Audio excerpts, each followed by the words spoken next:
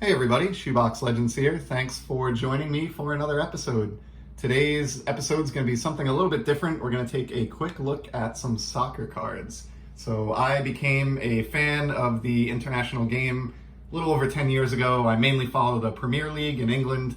Liverpool is my favorite team, but I have an appreciation for the sport of soccer and its very long history, both in England and around the globe. And also enjoy, the UEFA competition, the Champions League every year, and obviously, of course, the Euros, which are now underway. This is a tournament that began for all of the members of the UEFA Union all the way back in 1960. So these are all European nations that are members of UEFA. They play this tournament every 4 years on a schedule that alternates from the World Cup. So I may be describing that poorly, but essentially, if the World Cup takes place in 2014 and 2018 as it did, then the Euros would be wedged in between and take place in 2016 and 2020. But again, last summer's tournament was postponed and has just now gotten underway. So we're getting to see a lot of the best players, native players from Europe, take the pitch and compete for a pretty legendary tournament here in the history of soccer with, a long-standing tradition that goes back over 50 years now. So I've enjoyed collecting soccer cards for quite a while and used to rip open a box like once a year just for fun. Back in like 2015 through 2018, soccer cards were cheap. I could grab a box for, between 50 and $100 once a season, just kind of scratch the itch, add some cool cards to my binder. Well, we all know what happened in the sports card world the last 2 years, and the world of soccer cards is no different. After the 2018 World Cup, a few months later, soccer cards just exploded, and in the time since then, the wax product has just not been in a price range that I'm comfortable paying. And so it's been a long drought for me. It's been 2 or 3 years since I opened any soccer cards. And this spring, I was able to do something about that. So I found this box here that we see in front of us. This was produced by Panini for the 2008 Euros tournament. So a few tournaments ago, as you can see here. These are technically trading card game cards, as we'll see, but they're very much closer to traditional trading cards than they are to match attacks, in my opinion, or those types of cards. I think they're really cool. Went for this box because honestly, it was the first time in like a couple of years that I could get something reasonably priced. I think I paid around $150 for this unopened box. I got it from PWCC auctions. There's quite a few packs in here.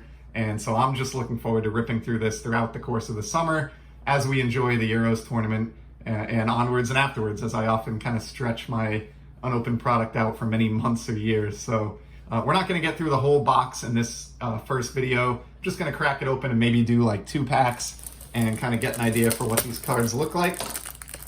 And while I'm getting this out of the shrink wrap, I'm definitely going to preface this by saying that I was not a huge soccer fan back in 2008. So there's a pretty good likelihood that a lot of the cards in this box, I am not going to recognize these subjects and I'm not going to be that familiar with them, but that's part of the intrigue for me, and still looking forward to seeing what I can pull here. I do believe there's some names I recognize that have been around the sport for a long time, most notably Ronaldo.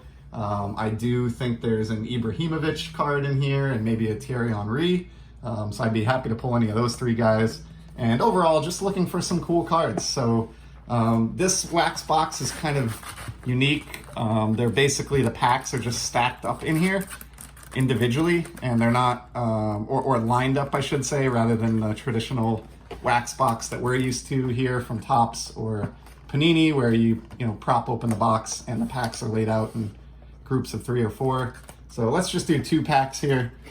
So really the wrapping on these is a lot more like you'd see in like a Panini sticker product, where it's just sealed on both ends or both sides, and you kind of just have to tear it open. Hoping that the first and last card in these packs didn't suffer any damage as a result of the sealant like you sometimes see with the sticker cards, but these are full-size cards, unlike stickers. In case you can't tell, it's a little bit difficult to tell holding this in hand. But these are regular standard size trading cards, not these smaller ones like the stickers. So let's see what we got in our first pack here and take a look at what the design looks like. I haven't done a lot to familiarize myself with these, quite honestly. I sort of prefer to be surprised. And this is a good sign. So there is a little bit of like stickage here that you can hear. However, they included like this trading card game insert in the front of the pack that really looks like it takes the brunt of any damage that would occur. So that's cool. And let's see who we have in pack one and kind of take a look at the design here. So this is Christian Chivu from Romania. And you can see what I was talking about. It definitely is a game card in the sense that you have like some numbers and scores kind of written in the border. Those are relative to playing the game, which I don't really know the rules of or haven't looked up. I'm not typically big on those types of things, but I just thought these cards again were neat. No real stickage here between the cards, which is nice. Here's another one featuring Poland, Marius Jop, or Jop. Don't know how to pronounce that one, but pretty cool card there. I like how these try to incorporate, at least to an extent, the color of the team on sort of the middle color of the banner down here, which is white on this card, but on the previous card for Romania, you can see that it's got some yellow here instead, so there is a little bit of differentiation between each one of these. I believe this card number in the upper right corner is probably the number on the checklist for the set, and some of these other numbers here are more related to playing the game that you can play with these. We'll take a look at the back, and these are relatively standard backs, just telling you that this is an official trading card game. And I think the backs on these are almost identical for most of the base cards. Next up, we have one from the Netherlands here. This is Demi Deziu. Wow, I butchered that. Apologies to anyone in that region. Freedom Sufferer Cards, I recently found out, is in that neck of the woods, so definitely apologize for butchering that one, but a cool card nonetheless. Here's one from Spain. This is Raul. Dig the photo on this one. I like a lot of the soccer sets have like portrait photos, and I like cards that feature kind of some action like this. This Mbappe Tops Now is an example in the background here, or even this card here of Raul. I just like the game action shots when we can see those. And unlike, I should also add, unlike other game cards, these do not have rounded corners at all.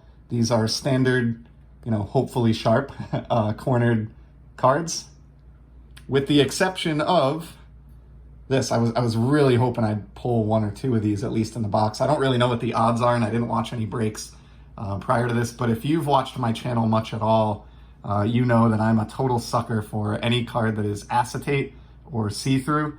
And so there are a few of these on the checklist. I think maybe it starts like number 200 and above, where they are printed on these special acetate cardstock. And basically they do have rounded corners, and they are largely see-through, as you can see here. So this particular one is Angelos Charisteas from Greece, I think that is. Don't know anything about him as a player, but I love the acetate, and it's kind of cool. It's got, you can kind of see when I put my finger there, this sort of orange design that's transparent and taking place in the acetate portion of the card there. So really cool. I think there might be a Ronaldo that is acetate like this in the set. I don't know what the odds are of pulling one of those out of a box, but even though I'm not familiar with this subject, very cool card, and definitely one of the types of cards that I was hoping to pull. So it's really neat to see that in the first pack. And we got just, I think, one more here. This is from Turkey. We've got Gorkan Zan. And again, just cool in-game action photos there.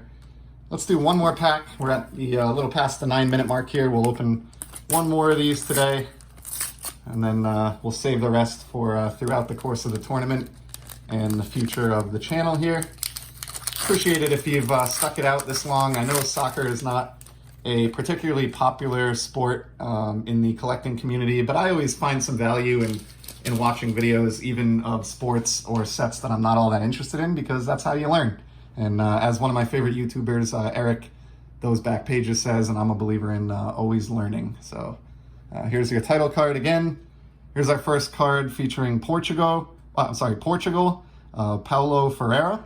So that's a nice one. I've actually had an opportunity to travel to Portugal years ago with my wife and had an absolute blast there. It was one of the best trips we've ever been on. So definitely have a lot of respect for that country. There's another Poland card. This is Darius Duka. Again, not very familiar with him. Here's a nice one from Italy, Alessandro Del Piero.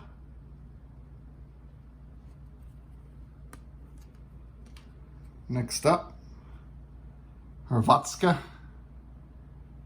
I think that, I am not sure, but I'm wondering if that's Croatia, maybe? It's embarrassing that I don't know that. I guess I'm somewhat of a typical American, so my apologies to anyone who lives in that portion of the world or can't believe that I didn't recognize that off the top of my head. Here's one, Deutschland. We've got Clemens Fritz. The names are obviously written vertically here in this design. And then the final card of Pack 2, we've got Andreas Isaksson of Sweden. So pretty cool. I just featured earlier this week a package of cards that I got from my buddy Oscar over in Sweden. So that's a fitting card to end with. So yeah, there you have it. The first couple packs out of my box. That was a lot of fun. I think the highlight for me at this point would be the acetate card, just because I did know of the existence of those and was hoping to be able to pull one of those for my soccer collection. So I'm very glad I have one of those in hand, and certainly looking forward to getting through the remainder of this box in the coming weeks. If there's any interest, I'll probably do some more of these 2 or 3 pack rips on the channel as we get through the tournament.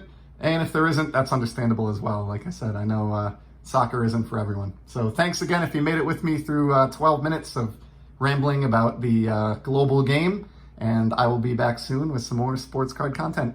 Take care.